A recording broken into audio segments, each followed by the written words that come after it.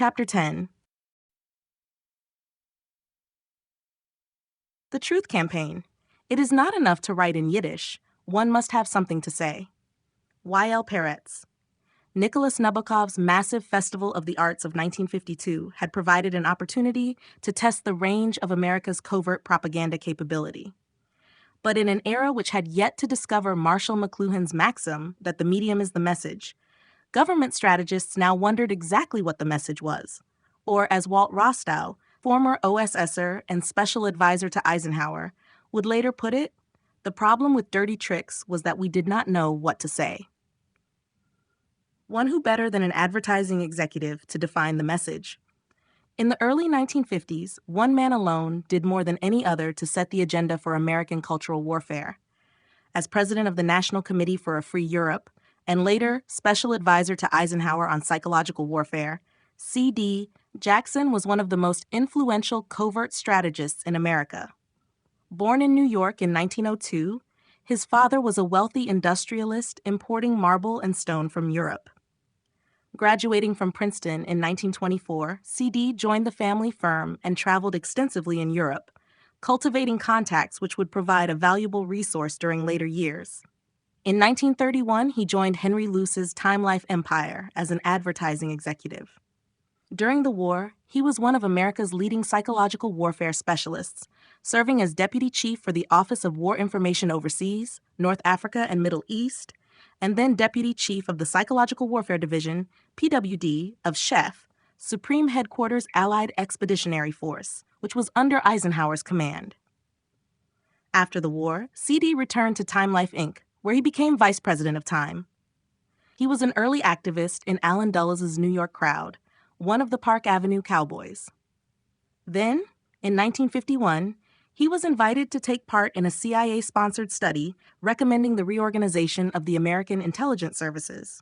This led to a job as an outside director of CIA covert operations via the Truth Campaign and the National Committee for a Free Europe, of which he became president. There, he rounded up a roster of prominent Americans, including General Eisenhower, ready to lend their names to the committee. He sat on the Radio Free Europe Executive Committee alongside Jay Lovestone and occasionally Arthur Schlesinger. He was also a director of the United Negro College Fund, a trustee of the Boston Symphony Orchestra, alongside Cold Warriors Henry Cabot Lodge, Jacob Kaplan, and Edward Taft, and sat on the boards of the Lincoln Center for the Planning of Arts, the Metropolitan Opera Association, alongside Cornelius Vanderbilt Whitney, and the Carnegie Corporation of New York. Eisenhower knew C.D. Jackson well from his wartime campaigns in Europe and Africa, and had been tutored by him in the art of manipulating audiences. It was under C.D.'s influence that Eisenhower had been persuaded to hire a public relations company during his election campaign, making him the first presidential candidate to do so, and leading one writer to invent the jokey mantra, Philip Morris, Lucky Strike, Alka-Seltzer, I like Ike. No sooner had Eisenhower entered the White House in January 1953 as 34th President of the United States, he made a key appointment to his staff. C.D. Jackson was to be special advisor to the President for psychological warfare, a position which made C.D. an unofficial minister for propaganda with almost unlimited powers. C.D.'s first task was to consolidate America's covert warfare capability. Psychological warfare and propaganda operations at this time were split amongst the State Department, the Economic Cooperation Administration, which ran the Marshall Plan, military intelligence, the CIA, and within the CIA, but often quite independently, Wisner's OPC. Seeing these government departments riddled with organizational disputes and interdepartmental rivalry, C.D. took the view that they were behaving like professional amateurs and complained of an absolute policy in Washington, a complete vacuum. There was, he argued, an opportunity and a problem. The opportunity is to recapture our world dynamic, which is not dollars but ideas. Our dynamic up to now, self-protection in dollars, must be replaced by the earlier American dynamic of dedication to an idea. Here we are faced with the possibility of a resurgence of the American proposition throughout the world. The problem is how to preserve the dynamic of this thing without having to pull in our horns. In short, What was needed was a comprehensive policy blueprint and plan for U.S. psychological warfare, whose target was winning World War III without having to fight it. Our aim in the Cold War is not conquering of territory or subjugation by force, President Eisenhower explained at a press conference. Our aim is more subtle, more pervasive, more complete. We are trying to get the world, by peaceful means, to believe the truth. That truth is that Americans want a world at peace, a world in which all people shall have opportunity for maximum individual development. The means we shall employ to spread this truth are often called psychological. Don't be afraid of that term just because it's a $5 five-syllable word. Psychological warfare is the struggle for the minds and wills of men. To overcome the fragmented and self-competing proliferation of covert operations across the government, the Department of Defense and the CIA had proposed an independent board to coordinate psychological operations. Despite State Department resistance, George Kennan championed the idea and was instrumental in persuading President Truman to sign a secret directive establishing the Psychological Strategy Board on the 4th of April 1951. It was this board, its Orwellian title was soon reduced to its initials PSB, which was now instructed to draw up the policy blueprint that C.D. Jackson had called for. The PSB's doctrinal, or ideological, plan was first proposed in a strategy paper called PSB D33-2. The paper itself is still classified, but in a lengthy internal memo, a worried PSB officer, Charles Burton Marshall, quoted freely from the passages which most exercised him. How can a government interpose with a wide doctrinal system of its own without taking on the color of totalitarianism, he asked. The paper does not indicate any. Indeed, it accepts uniformity as a substitute for diversity.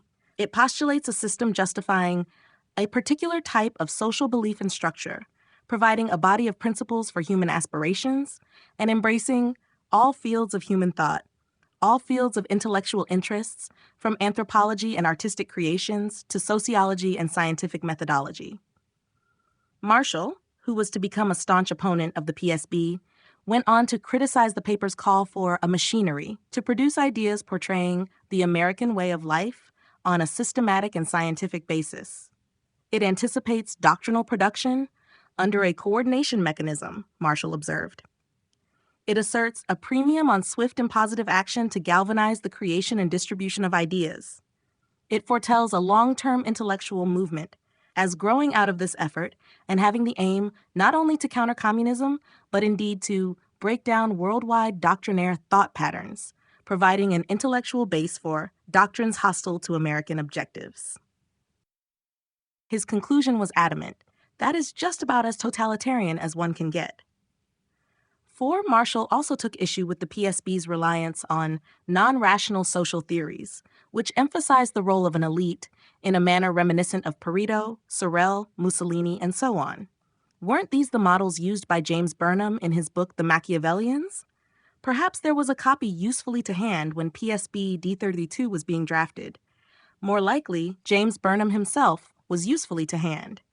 Certainly, it was Burnham's theory of elite rule that Marshall was now challenging. Individuals are relegated to tertiary importance, Marshall continued. The supposed elite emerges as the only group that counts. The elite is defined as that numerically limited group capable and interested in manipulating doctrinal matters, the men of ideas who pull the intellectual strings, informing or at least predisposing the attitudes and opinions of those who in turn lead public opinion. 5. According to Marshall's exegesis, the PSB planned to work on the elite in each area so as to predispose its members to the philosophy held by the planners. Use of local elites would help conceal the American origin of the effort so that it appears to be a native development. But it wasn't just aimed at foreigners. Though the paper disavowed any intention of propagandizing Americans, it did commit itself to a program of indoctrination in the military services by injecting the right ideas into servicemen's comic books and having their chaplains propagate them. Mr. Marshall's trenchant criticisms struck right at the very fundamentals of America's secret cultural warfare program. The theory of the elite, which underpinned the PSB's doctrinal paper, was exactly the same model as that used by the CIA to justify its embrace of the non-communist left and its support of the Congress for Cultural Freedom. Commenting on the use of the intellectual elite to develop the philosophy held by the planners, CIA agent Donald Jameson intended no irony when he said, "As far as the attitudes that the agency wanted to inspire through these activities are concerned, clearly what they would like to have been able to produce were people who, of their own reasoning and conviction, were persuaded that everything the United States government did was right." 7. But Marshall's criticisms fell on deaf ears. PSB Director Raymond Allen was moved to the lofty announcement that the principles and ideals embodied in the Declaration of Independence and the Constitution are for export and are the heritage of men everywhere. We should appeal to the fundamental urges of all men, which I believe are the same for the farmer in Kansas as for the farmer in the Punjab. 8. And in May 1952, the newly strengthened PSB formally took over supervision of the pace and timing of CIA's psychological warfare program, codenamed Packet. This gave it oversight of the CIA's campaign to exert pressure on overseas opinion leaders, including journalists and commentators, artists, professors, and scientists, to whom communism had appealed so successfully. Winning back these influential figures to the cause of liberty and freedom required a program of learned operations like seminars, symposia, special tomes, learned journals, libraries, exchange of persons, endowed professorships, etc. Under this rubric, the PSB now assumed supervision of the moral rearmament movement, the Crusade for Freedom, Radio Free Europe, Pichet Liberté, the American Committee for Cultural Freedom, and even operations involving broadcasting from ships, three-dimensional moving pictures, and the use of folk songs, folklore, folk tales, and itinerant storytellers. By June 1953, Packet was just one part of the PSB's doctrinal program, whose psychological objectives were defined in a new paper as appealing to intellectuals, scholars, and opinion-forming groups, in order to break down worldwide doctrinaire thought patterns which have provided an intellectual basis for communism and other doctrines hostile to American and free world objectives. This campaign of persuasion, it was reasoned, would create confusion, doubts, and loss of confidence in the accepted thought patterns of convinced communists and captive careerists. The CIA was ordered to give high and continuing priority to all activities supporting the objectives of this program. 9 less than 2 years after its creation, the PSB had finally succeeded in establishing itself as an integral part of the development and implementation of foreign policy. Enjoying unrivaled access to the secret machinations of the PSB and the government departments it embraced, C.D. Jackson became the most sought-after figure in that tight circle of power, which came to be known as the Invisible Government. Sitting like some Eastern potentate or Delphic oracle, he received a steady flow of visitors seeking his wisdom on a wide range of matters. His detailed log files of these visits provide a unique insight into the world of clandestinity. From the PSB came officers armed with plans for doctrinal warfare, which included floating all manner of printed propaganda over the Iron Curtain in helium balloons. From the Information Research Department came Adam Watson to present CD with a memorandum on British psychological warfare policy, which Watson assured me was absolutely unique and unprecedented action on HMG's part. In this connection, he brought up problem of British sharing virtually all intelligence with us and we sharing nothing with them. I told him operators here very much aware of that situation and that I had hopes it would be accelerated very soon. Watson became a valued contact for CD, whom he had first met in 1951 at the British Embassy in Washington, where Watson was liaising with the CIA. Thereafter, CD worked very closely with him and recommended Watson to Nelson Rockefeller, who succeeded CD in his White House post in 1954, as someone who would really like a much more useful, unofficial, relaxed, give-and-take relationship. 11. Watson was also to prove a powerful, if discreet, ally of the Congress for Cultural Freedom for many years. From the Congress for Cultural Freedom came Julius Fleischmann to discuss possibilities of Congress for Cultural Freedom sponsoring European junket for Metropolitan Opera, and later Daniel Bell to talk about Meloche, an upcoming scientific meeting under sponsorship of Congress for Cultural Freedom. 12. With C.D. Jackson in the White House, the Congress for Cultural Freedom gained a powerful ally in Washington. Tom Braden moved quickly to establish a relationship with CD, and the two met regularly to discuss accumulated matters. Their collaboration on the Boston Symphony Orchestra tour of 1952 had convinced CD of the usefulness of the Congress, which he praised as the only outfit I know of that is really making an anti-communist, anti-neutralist dent with intellectuals in Europe and Asia.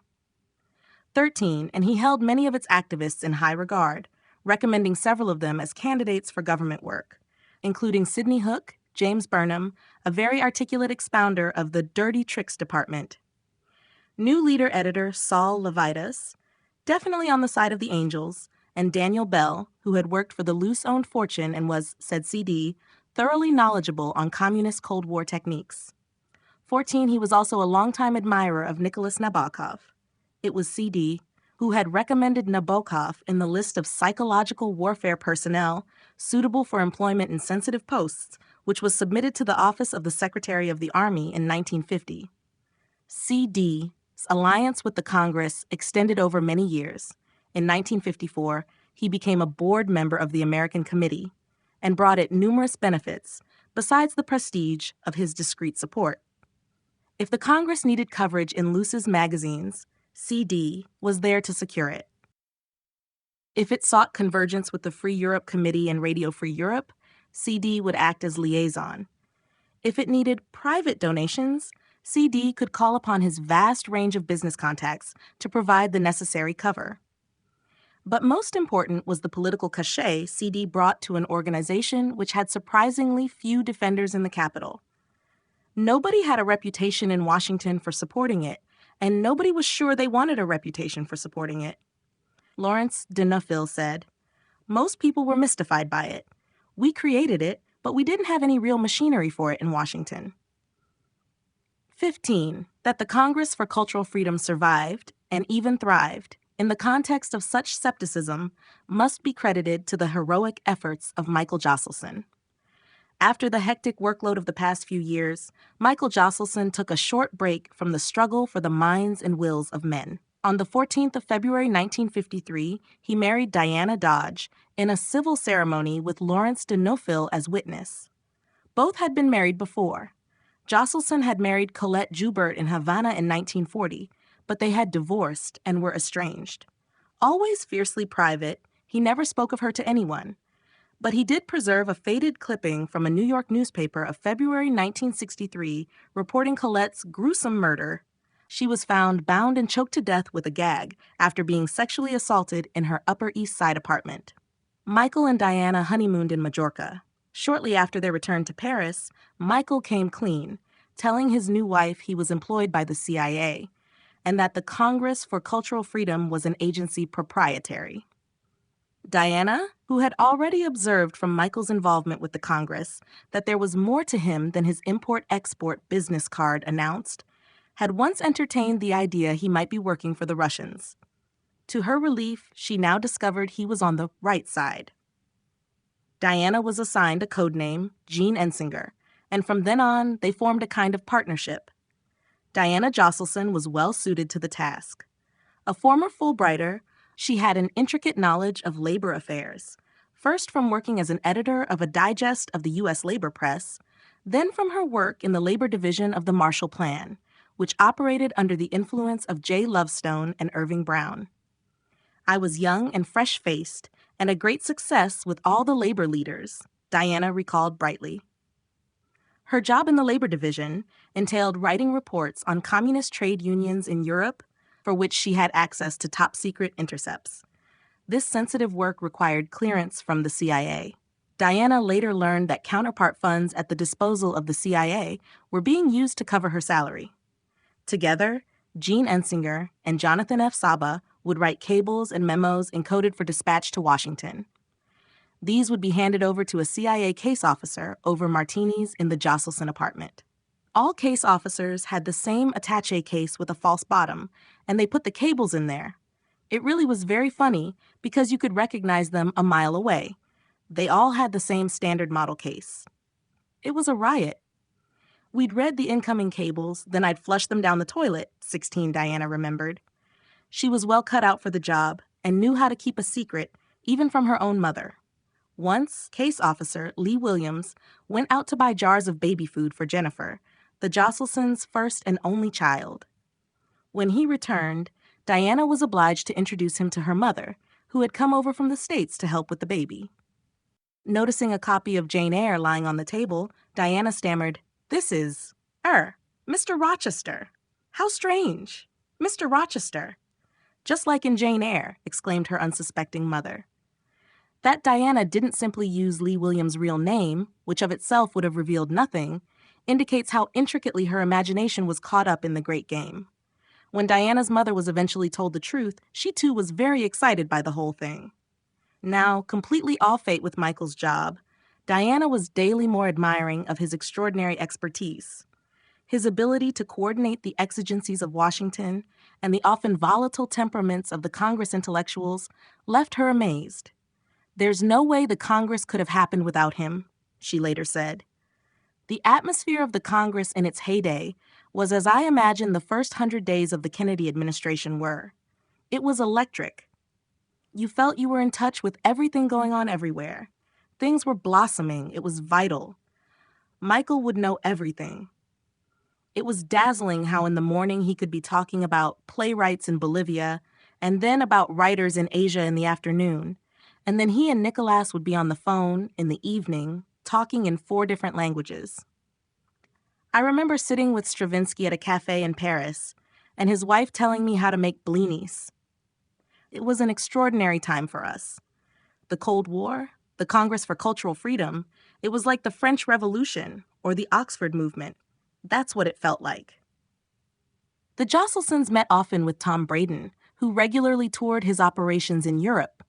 They would go to a restaurant or the Roland Garros tennis tournament, or they would take Braden to the bicycle races at the Velodrome Tiver, that stadium of dreadful memory, where the Jews had been taken during the massive roundup under Vichy. The Jocelsons also maintained regular contact with Irving Brown, sometimes meeting him at his table at a gay nightclub called L'Indifferent. On one occasion, they arrived there to find Brown handing over large amounts of cash to a thug from Marseille.